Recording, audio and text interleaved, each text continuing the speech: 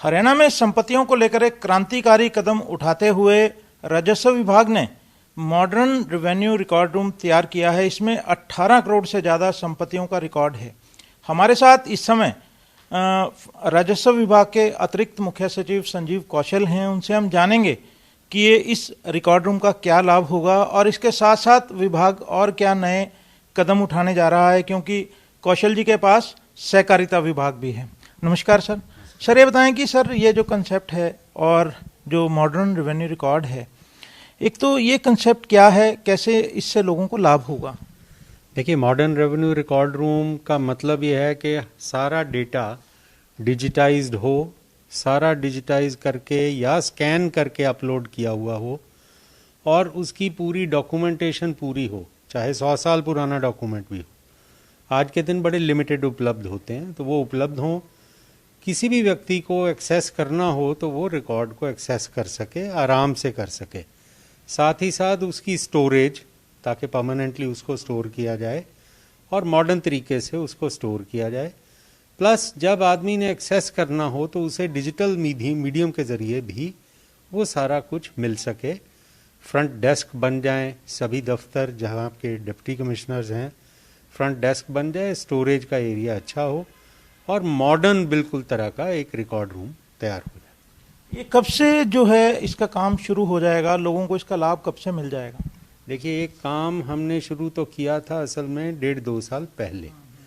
इसमें पूरी गति से हमने पिछले 6-8 महीने में काम किया है। सभी डिप्टी कमिश्नर्स हरियाणा के जो हैं उन्होंने बहुत मेहनत की है, डिस्ट्रिक्ट रेवेन्यू ऑफिसर्स ने बहुत मेहनत की है। अब स्थिति ये है कि हमारा जितना रेवेन्यू रिकॉर्ड था, तकरीबन 18.5 करोड़ डॉक्यूमेंट स्कैन कर लिए गए हैं। उनकी वेरिफिकेशन करते हैं, पहले तो सर्विस प्रोवाइडर्स 100% करता है, फिर उसकी 20% के करीब डिस्ट्रिक्ट रेवेन्यू ऑफिसर वेरीफाई करते हैं। अब वो सारा कुछ तैयार हो गया। इसके अलावा जो वहाँ पर पीडब्ल्यूडी का काम करना होता था रेवेन्यू रिकॉर्ड रूम बनाने के लिए, वो भी कर लिया गया। स्टोरेज रैक भी बना लिए गए और उसमें अगर जो कि आईटी का इंफ्रास्ट्रक्चर है वो भी ऐड कर लिया गया है। अब हमारा काम तकरीबन पूरा हो गया। अगले हफ्ते किसी शुभ दिन हम माननीय मुख्यमंत्री जी को निवेदन करेंगे कि वो इसका उद्घाटन कर दें। तो माननीय मुख्यमंत्री जी और माननीय डिप्टी चीफ मिनिस्टर, जो कि हमारे रेवेन्यू मिनिस्टर भी हैं, उन दोनों को हम इसके लिए निवेदन करेंगे। सर एक तो ये बताएं कि क्या हरियाणा इस तरह का रेवेन्यू रिकॉर्ड रूम बनाने वाला मॉडर्न रेवेन्यू रिकॉर्ड रूम पहला राज्य है, और दूसरा इससे लोगों को जो है कितना बड़ा लाभ होगा? देखिए राकेश जी, हर चीज़ में हरियाणा सबसे आगे ही है। तो ये कहना कि हम पहले होंगे या दूसरे होंगे, ये तो एक बिल्कुल गलत सा सवाल हो जाएगा, क्योंकि हम हर चीज़ को पहले ही करते हैं। हमारे मुख्यमंत्री जी, हमारी सरकार डिजिटाइजेशन में बहुत आगे है। बाकी लोग तो अभी सोचते होते हैं, हम कर लेते हैं। जैसा आप ठीक सोचा आपने कि हमने हर तरह से जो रेवेन्यू रिकॉर्ड रूम मॉडर्नाइज किए हैं वो हम ही पहले होंगे। सर दूसरा ये बताएं, मुसावियाँ बनाने का काम भी जो है चल रहा है, एक तो ये कब तक कंप्लीट कर लिया जाएगा और अभी किस स्टेज में है? मुसावियाँ जो हमारी सभी गांवों की, अलग अलग इलाकों की हैं, उनको डिजिटाइज किया जा रहा है। और डिजिटाइज करने के लिए एक तो हम सर्वे ऑफ इंडिया के ऑफिस में हमारे पास फ्लैट बेड स्कैनर हैं, वहाँ करवा रहे हैं। इसके अलावा हमारे डायरेक्टर लैंड रिकॉर्ड्स के दफ्तर में भी एक प्रबंध किया है हमने, वहाँ भी किया जा रहा है। और हफ्ते के हफ्ते हमने डेट्स बांटी हैं, डिस्ट्रिक्ट से अलग अलग से दफ्तर बांटे हैं, वहाँ से वो आए जा रहे हैं, मुसावियाँ आ रही हैं, उनकी डिजिटाइजेशन करके और फिर हम उसको प्रॉपरली अपलोड करेंगे। हर किसी को उसकी सुविधा मिल सके, वो भी हम प्रक्रिया कर रहे हैं।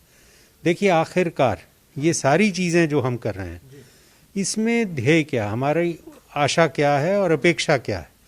मुख्यमंत्री जी ये चाहते हैं कि पूरी हरियाणा की जो ज़मीन है, एक तरफ हम स्वामित्व कर देंगे लाल डोरे की ज़मीन का, दूसरी तरफ हम रेवेन्यू एस्टेट सारे को भी इसी तरह से डिजिटाइज करते हुए उसके मैप्स बना लेंगे। तीसरा, हमारा मॉडर्न रेवेन्यू रिकॉर्ड रूम बन जाएगा। उसके बाद चौथी चीज़ क्या होगी कि हम सारी अर्बन लोकल बॉडीज़ की भी प्रॉपर्टीज़ को, सारे रिकॉर्ड को हम डिजिटाइज करके, आप ये चीज़ देख सकते हैं कि बाद में हमारे हर चीज़ जब हमारी जीपीएस कोऑर्डिनेट्स के साथ हम जोड़ लेंगे, कोर्स नेटवर्क हमारा पहले ही चल चुका है, कंटिन्यूसली ऑपरेटिंग रेफरेंस सिस्टम जो मैंने बताया था 19 जगह पर स्थापित हो ही चुका है। उससे क्या होगा कि आपको हर जगह का नक्शा, और उस नक्शे में अगर आपका प्लॉट नंबर 1 सेक्टर 2 है अम्बाला का, तो आपको वो प्लॉट दिखेगा। और फिर हम ये भी देखेंगे कि उसका कलेक्टर रेट कितना है। और चीफ मिनिस्टर साहब की एक और सोच है कि कलेक्टर रेट एक कलर में आ जाए। वो व्यक्ति, आप मालिक हैं अगर उसके, तो आपकी क्या सोच है, क्या अपेक्षा है कि क्या वही कलेक्टर रेट ठीक है या आपकी रेट, आपके मन में कुछ और रेट है, वो भी उसमें एक अलग कलर में आ जाए। व्यक्ति अपनी मर्जी से भी भर सकता है। तो उसके बाद क्या होगा कि हर चीज़ की प्रॉपर्टी की डिटेल, हर चीज़ आपकी जीपीएस कोऑर्डिनेट्स के साथ सारी सुविधा होगी। अल्टीमेटली सोच ये भी है हमारी कि जो ये रजिस्ट्रियां करना, खरीदो फरोख्त करना, आदमी को तहसील में जाने की आवश्यकता ही नहीं होनी चाहिए। बेचना है आपने अपनी प्रॉपर्टी को, ऑनलाइन घर में बैठ के बेच सकते हो। जिसने खरीदना है उसका, वो भी तहसील में जाने की ज़रूरत ना हो, ऑनलाइन ही वो खरीद सके। सारी डॉक्यूमेंटेशन, सब कुछ at the touch of a button उसको डिजिटाइज, डाउनलोडेबल मिले। अगर प्रिंट आउट चाहिए तो वो भी मिल जाए। और हर चीज़ की सैंक्टिटी हो, उसकी पूरी की पूरी क्यूआर कोड हो, हर तरह से उसकी सुविधा हो। आखिरकार हमारा ये एम है। सर ये बताएं कि हाल ही में फैसला लिया सरकार ने कि जो रजिस्ट्रियां बनाने की जो जिम्मेवारी है तहसीलदारों के अलावा अन्य अधिकारियों को भी दी गई है, इसके पीछे क्या मकसद है? मकसद बड़ा साफ है साहब। मकसद ये है जो मैंने आपको बताया कि हमारा ध्येय क्या है। आखिरकार तो हम वो करना चाहते हैं कि व्यक्ति को जाना ही ना पड़े तहसीलों में। सबसे बड़ा तो वो है। उसमें हमें थोड़ा समय लगेगा क्योंकि कई डॉक्यूमेंट्स की एविडेंशरी वैल्यू ना होने करके आज के दिन भारत सरकार भी एक लेजिस्लेशन ला रही है। उसकी आवश्यकता होगी। अगर भारत सरकार पहले कर लेगी तो अच्छी बात है, नहीं तो हरियाणा सरकार ने भी एक ड्राफ्ट लेजिस्लेशन तैयार करने का फैसला किया है। नहीं तो वो हम प्रेसिडेंट के असेंट के साथ उसको भी अप्रूवल दिलवा सकते हैं। वो भी हम कोशिश करेंगे। तो ये हमारा आखिर ध्येय है। तो अब सोचने की बात यह है कि हमारे पास तहसीलदार, नायब तहसीलदार तो हैं। अब मुख्यमंत्री जी ने और अब कैबिनेट ने ये फैसला किया है कि किसी भी ज़िले में जितने एसडीएम हैं सबको हम ऑथराइज कर देंगे कि वो किसी भी तहसील सब तहसील में रजिस्ट्री का काम उनके कार्यालय में भी हो सकेगा। मतलब तहसील में कोई ना जाना चाहे, जगाधरी तहसील में आपकी प्रॉपर्टी है, उसकी आपने सेल करनी है, कोई ख़रीदार है, आपको जगाधरी तहसील जाने की ज़रूरत ना पड़े। आप चाहे रादौर के एसडीएम के यहाँ दफ्तर में जाके करवा सकें, आप सिटी मजिस्ट्रेट के दफ्तर जाके उसकी रजिस्ट्री करा सकें। तहसील में जाना आवश्यक नहीं होगा। और एसडीएम सारे ज़िले की तहसीलों की रजिस्ट्री अपने दफ्तर से कर सकेगा। Similarly city magistrate. उससे क्या होगा? सबसे बड़ा तो ये 72 तो हमारे पास सब डिविजनल ऑफिसर हैं और 74 और 22 के करीब 22 हमारे सिटी मजिस्ट्रेट हो गए हर ज़िले में एक। तो 96 और जगहें बन गई जहां ये रजिस्ट्रियां हो सकती हैं स्टेट में। अब उससे क्या होगा कि तहसीलों के अलावा भी आदमी जा सकता है और लोगों को सुविधा हो जाती है। एक ये भी होती है कि कई ज़िलों में हमें तहसीलदार उपयुक्त मात्रा में, उपयुक्त नंबर में नहीं है। पूरे ना होने करके कई बार लोगों को थोड़ी सी दिक्कत भी होती, क्योंकि हमें दूसरे तहसील के आदमी की ड्यूटी लगानी पड़ती, वो 2 जगह का काम कर रहा होता, तो वो देरी ना हो, ये भी एक सुविधा हो गई। इस पर किसी तरह से करप्शन पर भी कोई जिसको हम कहते हैं रुकावट होगी या कोई प्रहार होगा? देखिए, करप्शन एक ऐसा कीड़ा है जो कि समाज को हर जगह पे तंग करता है। इसमें हम भी जानते हैं कि तहसीलों में करप्शन की एलिगेशंस लगती रहती हैं। थानों में, तहसील में कहा जाता है कि जी करप्शन है। उसको कम करने की हम बार बार कोशिश करते हैं। जितनी संख्या बढ़ाएंगे हमारी सोच है कि उतनी ज़्यादा आदमी को चॉइस होती है कि वहाँ ना जाओ, दूसरी जगह चले जाओ। तो ये एक ऑप्शन है, एडिशनल ऑप्शन है। आशा करते हैं इससे करप्शन और कम होगी। बाकी तो हमारी इटर्नल विजिलेंस होती है। जो कहा जाता है the only reflex and the benefit of liberty is transparency and freedom from corruption, वही ध्येय है। सर एक ये बताएं कि अभी मौसम में जो फसल आप जानते हैं कि ओले पड़े और देर तक बारिश चलती रही, गिरदावरी की रिपोर्ट जो है कब तक आएगी और क्या राहत इस समय में जो है किसानों को दी गई है? आज हमने रिव्यू दोबारा किया था। स्पेशल गिरदावरी तकरीबन सभी ज़िलों में तैयार है, छांट हो रही है और हम आशा करते हैं 3-4 दिन में ही वो रिपोर्टें आनी शुरू हो जाएंगी।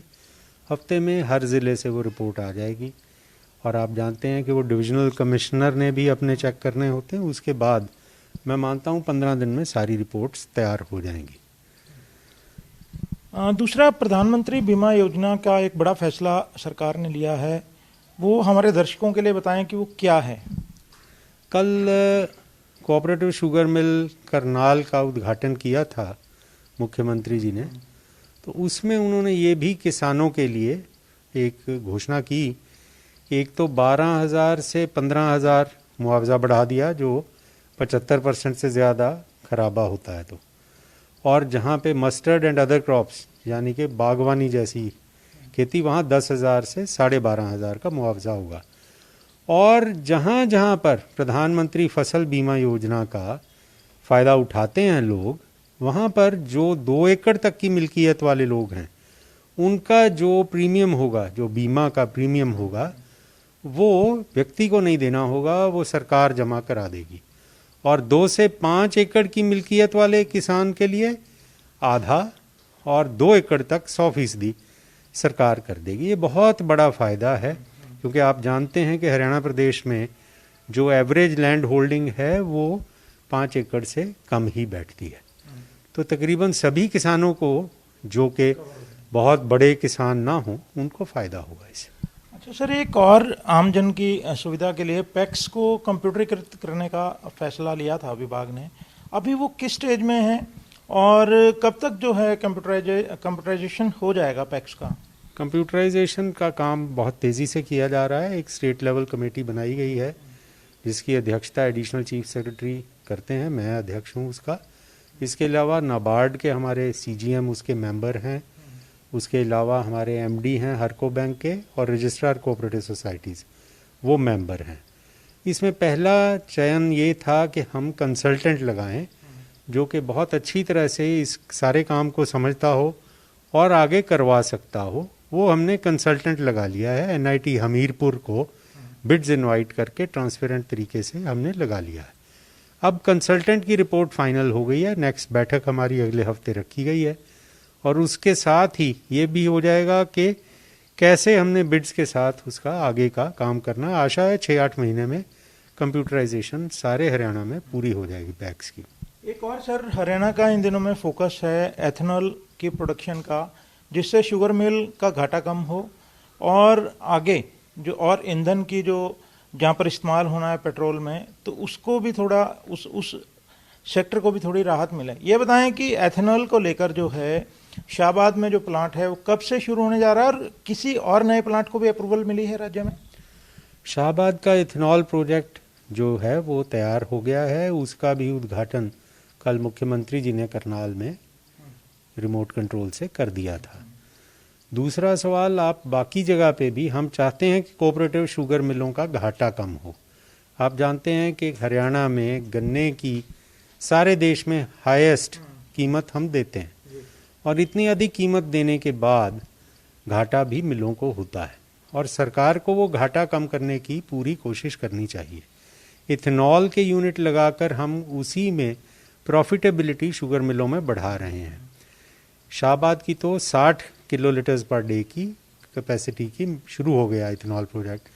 अब सरकार ने एक और फैसला किया है 90 KLPD का पानीपत में लगाने का भी, उसका हम बिड्स अब कॉल करेंगे। इसके अलावा एक कमेटी बनाई गई थी कि किस साइज़ के इथेनॉल के प्रोजेक्ट हम बाकी कोऑपरेटिव शुगर मिल्स में भी शुरू करें। उस कमेटी की रिपोर्ट को भी आ गया है, सरकार को प्रेजेंट हो गई है वो भी रिपोर्ट। उसके मुताबिक 90 KLPD का बड़ा वायबल अच्छा प्रपोजल बनेगा। तो हम ये कर रहे हैं कि क्योंकि कई शुगर मिलें हमारी थोड़ी छोटी हैं, वहाँ पर इतना लगाना संभव नहीं होगा, तो हम 2-2 शुगर मिल्स को जोड़ के भी हम ये 90 KLPD के इथेनॉल के यूनिट लगाने की उन्होंने रिकमेंडेशन दी है। अब सरकार उस पर फैसला लेगी कि कितने कितने साइज़ के कौन कौन सी शुगर मिल्स को मिलाकर लगाया जाए। शुक्रिया। तो ये हैं संजीव कौशल जिन्होंने बताया कि जो खराबा है, जो फसल खराबे की जो रिपोर्ट है स्पेशल गिरदावरी की, 1 सप्ताह तक सरकार को मिल जाएगी। उसके बाद इस रिपोर्ट में क्या है इसका खुलासा होगा और जो लोगों को, जो किसानों को राहत दी जानी है वो राहत प्रदान की जाएगी। ANB न्यूज़ के लिए चंडीगढ़ से कैमरामैन रिजवान के साथ राकेश गुप्ता।